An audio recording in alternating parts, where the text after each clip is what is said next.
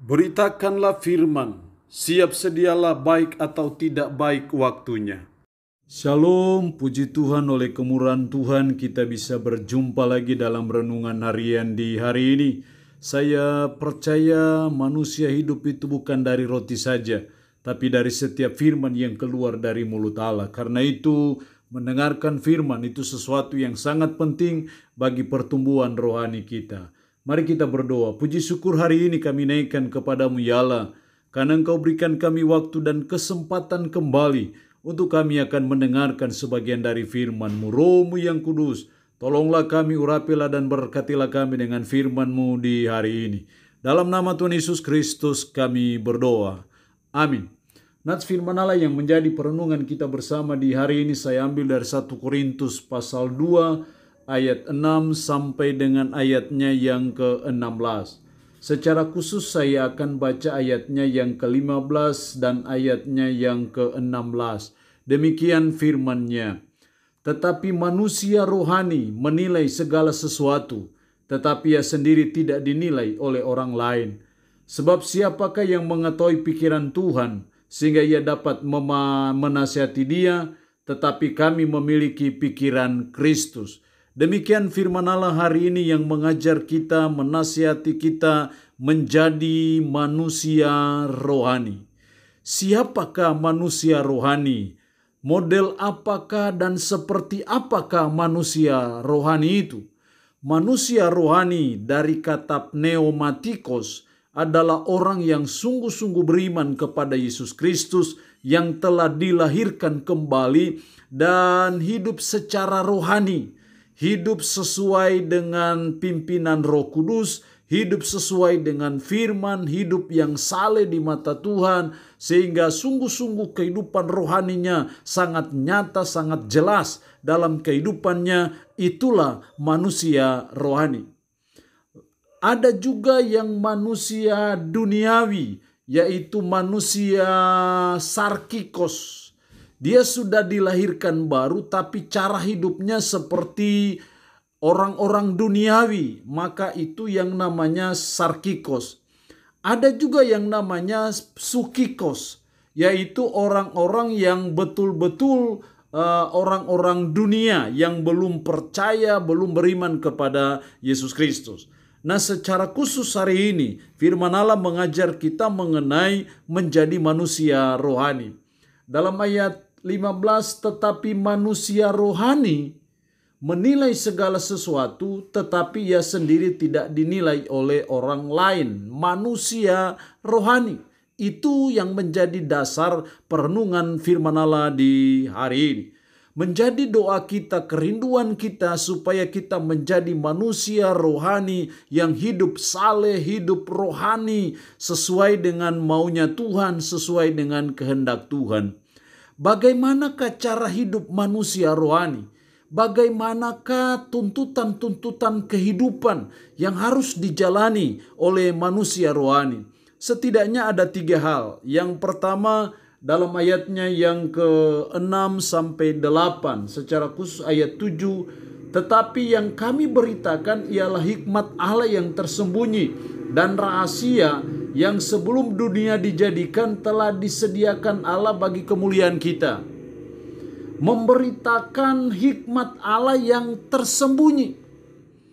Manusia rohani yang pertama itu memberitakan hikmat Allah yang tersembunyi, yaitu Yesus Kristus yang disalibkan itu. Dalam konteks ayat di sini, hikmat Allah adalah menunjuk kepada Yesus Kristus. Makanya dijelaskan dalam ayat 8, tidak ada dari penguasa dunia ini yang mengenalnya. Sebab kalau sekiranya mereka mengenalnya, mereka tidak menyalibkan Tuhan yang mulia. Sehingga hikmat Allah yang tersembunyi di sini menunjuk kepada Kristus yang disalibkan itu. Dan itu hanya bisa diberitakan oleh orang yang sudah menjadi manusia rohani. Dia akan senang memberitakan hikmat Allah yang tersembunyi, senang memberitakan Yesus Kristus yang adalah Tuhan dan penyelamatnya. Jadi hal yang pertama yang dituntut dari kita yang menjadi manusia rohani, yaitu memberitakan hikmat Allah yang tersembunyi. Yang kedua, dalam ayat 9 sampai dengan ayatnya yang ke-14. Secara khusus ayat 14, tetapi manusia duniawi tidak menerima apa yang berasal dari Roh Allah, kan hal itu baginya adalah suatu kebodohan, dan ia tidak dapat memahaminya, sebab hal itu hanya dapat dinilai secara rohani. Hal yang kedua, manusia menjadi manusia rohani yang kedua yang dituntut adalah memahami hal-hal yang berasal dari Roh Allah. Manusia duniawi yaitu sarkikos tidak bisa memahami hal-hal yang berasal dari Roh Allah. Tetapi hanya manusia rohani sajalah yang bisa memahami hal-hal yang berasal dari Roh Allah itu. Apa yang berasal dari Roh Allah itu? Dalam ayat 13, dan karena kami menafsirkan hal-hal rohani kepada mereka yang mempunyai roh, kami berkata-kata tentang karunia-karunia Allah dengan perkataan yang bukan diajarkan kepada kami oleh hikmat manusia, tetapi oleh roh. Hal-hal yang berasal dari Roh Allah itu salah satunya adalah karunia-karunia Allah yang diberikan kepada orang yang sudah percaya ataupun beriman kepada Kristus. Hanya manusia rohani itulah yang bisa memahami hal-hal yang berasal dari Roh Allah, hal-hal yang tersembunyi, bahkan hal-hal yang dianggap kebodohan oleh manusia duniawi. Kalau kita belajar nats kita hari kemarin, maka salib itu kebodohan bagi manusia duniawi. Tetapi bagi manusia rohani, salib itu adalah mendatangkan keselamatan bagi saudara dan saya. Dan itu hanya bisa dipahami oleh orang-orang yang sudah menjadi manusia rohani. Yang ketiga, yang dituntut dari manusia rohani ayat 16.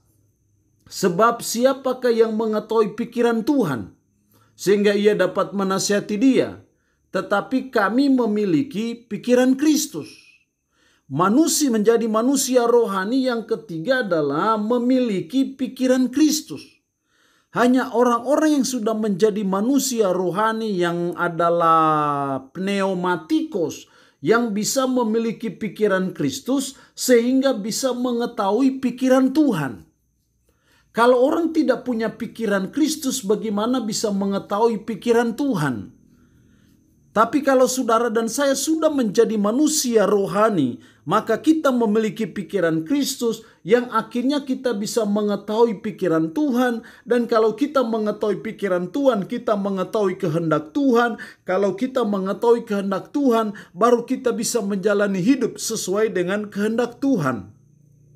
Tapi kalau kita tidak memiliki pikiran Kristus, bagaimana kita mengetahui pikiran Tuhan? Kalau kita tidak mengetahui pikiran Tuhan, bagaimana kita mengetahui kehendak Tuhan? Dan kalau kita tidak mengetahui kehendak Tuhan, bagaimana kita bisa menjalani hidup yang sesuai dengan kehendak Tuhan?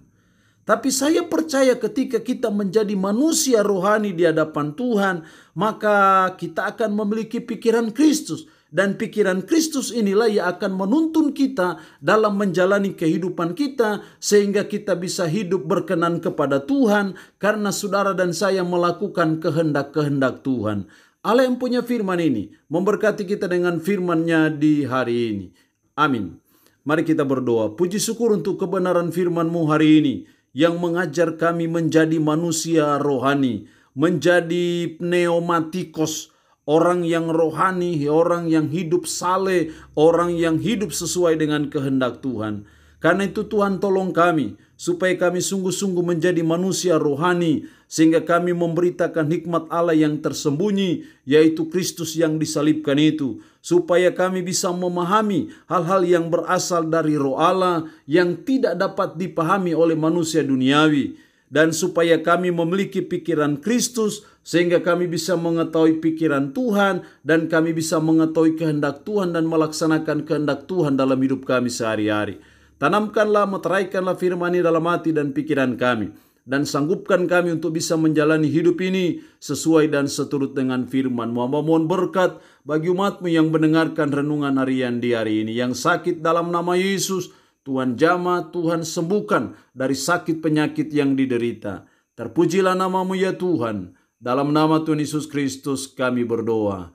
Amin. Shalom. Tuhan Yesus memberkati kita semua.